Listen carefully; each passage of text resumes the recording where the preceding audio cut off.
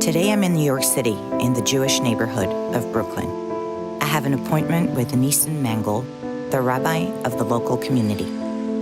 He was born in 1933 in Hungary and was deported to Auschwitz at just 10 and a half years old. He was one of the youngest survivors of the camp, where children were killed upon arrival. Welcome. Hello. Welcome. Hello, nice to Rabbi. see you. How are you? Nice to meet you. You teach every day? Every day in the morning and in the evening, yes. Wow. That's what keeps me young. You are young. I brought something to put in your tzedakah box. You'll show me after, or you want to Yes. show me now? I can show it to you right now. Show me right now.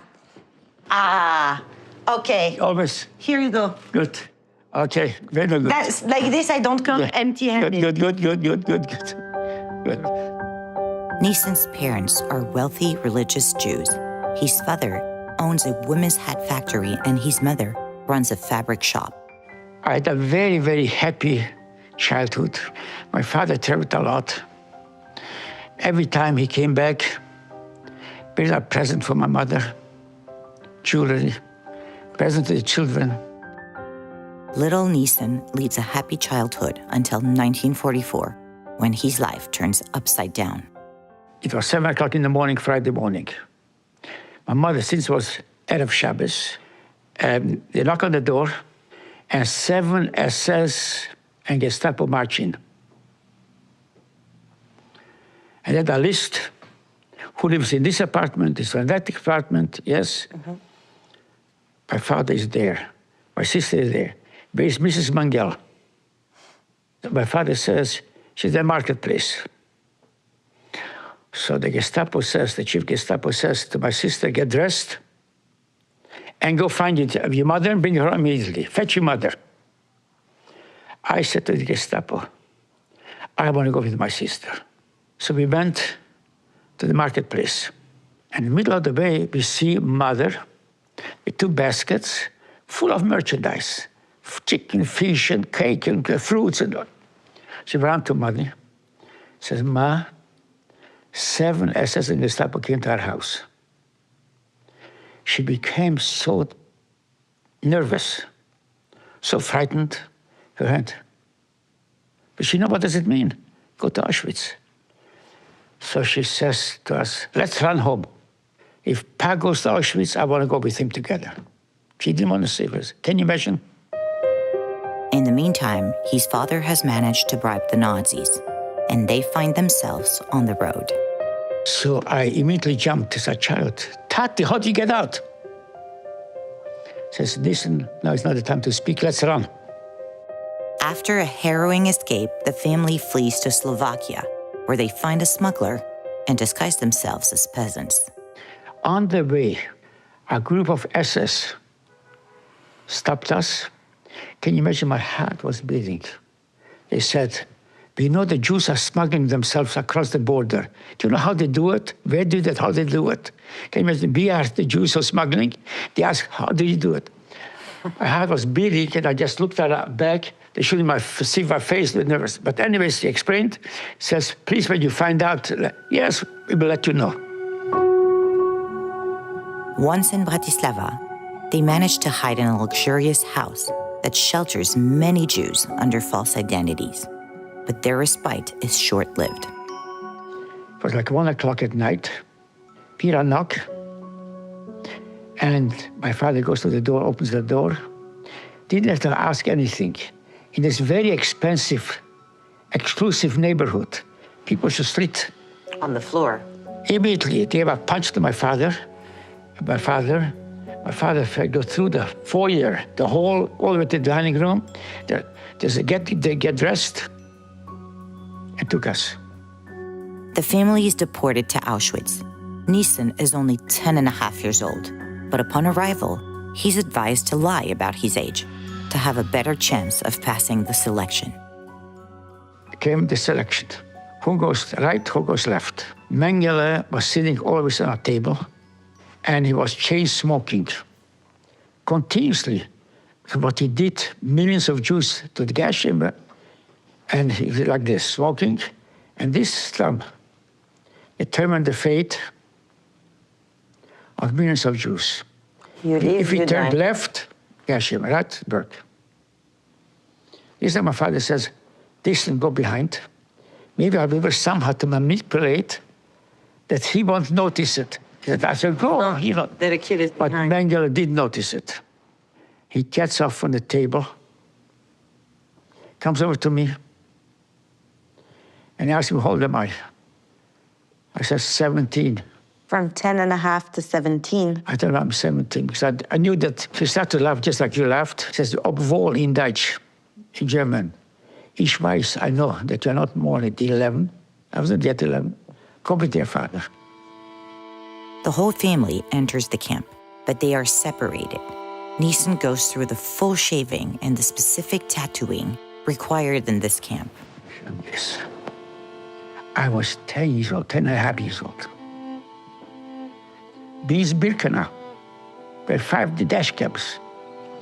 Like every deportee, little Nissen is forced to work and endures severe mistreatment.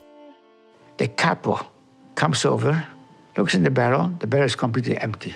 Without asking me why, he started to punch me, kick me. I fell down. Why did that work? I was so sick, I couldn't speak. He took me to the clinic. There was a doctor, and he saw how I feel, opened up my jacket, saw my chest, scarlet fever, very contagious, until you have a high fever. And I was like in delirium. I didn't know what's going on with me. So I was taken next day to Lager F. Lager F was where Mengele and other doctors make these medical experiments.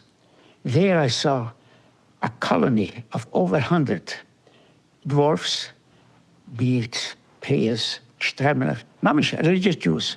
We made on them terrible experiments. So Mengele comes in, looks around and sees me. He says to the other doctors, I'm going to make an experiment on him. I look in the eyes of Mengele, like I look into your eyes. They are screaming, experiments on monkeys, not on me. Experiments, I start to cry. I scream, experiments on monkey. You just can't imagine who was Mengele in Auschwitz. The biggest Gestapo generals were afraid of him. Like a little god. Mengele always had on his belt a revolver, a pistol. I was sure, in rage. He was going to shoot you. Not to listen to Mengele? A Gestapo is yes, the general for the Gestapo. They do it. And they looked at each other like for a minute or two. This minute or two in such a times, like an hour. You know, you have tense, yes. They walked out. Against all odds, Dr. Mengele, known as the Angel of Death, spares Nissen's life. Injured in the foot, he then faces the brutal death march alone. So January, February, East Europe, very cold winter, very, very cold. I came to the conclusion I can't continue. I have no strength whatsoever. I can't continue. I might as well move out and I'll be shot. And as I made the decision to walk out, a young man comes over to me, and let me tell you, in this death match, nobody is speaking. So this person comes to speak with me. So I was astonished. What does come? So eventually speaks, telling me he comes from Košice just like I. No, don't do that. I'll help you. I said, what can you help me? He just left me. What can you help? She said to me, you walk, and put my hand on his shoulder, over his head, and he slapped me. Carried me. Carried you. So that's what he did. Another 2 or 3 days. Afterwards, after 2 or 3 days, even my right foot, SS comes over to me. He said, but I can't walk. He had on his belt a canteen. What a canteen is? A canteen, like a bottle. A small bottle, yeah. Yeah, such a bottle, army bottle. And he takes it off from his belt, gives it to me. Sweet, hot, black coffee. The SS gave it to you? And listen, believe me, I felt like I'm being resurrected, revived. The hot, sweet coffee. My vein, every organ, I became rejuvenated. came to a particularly very high mountain, steep mountain, born in Germany, at suffering temperature. I felt my ears like a piece of ice. But I'm afraid I'll touch it, I'll break it off. So I tell him, listen, my ears are freezing. Well, what did he do? He took some SS cap, put it on my head, put it over my ears. Wow. I never saw this SS again. Nissen manages to return to his home village, where he reunites with his mother and sister. His father will never come back. Many years later, Nissen, who had left Auschwitz on his own, returns. But this time, he's far from alone.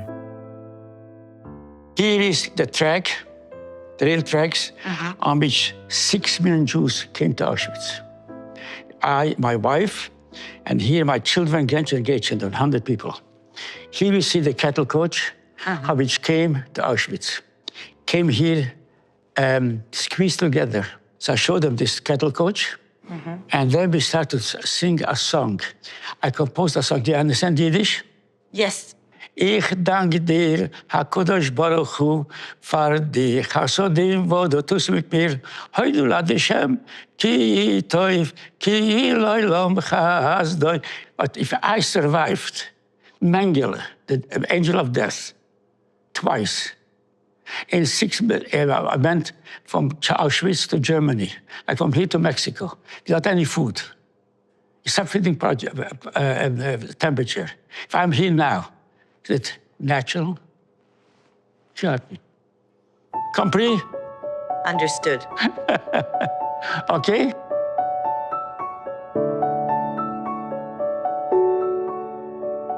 Thank you. Thank you.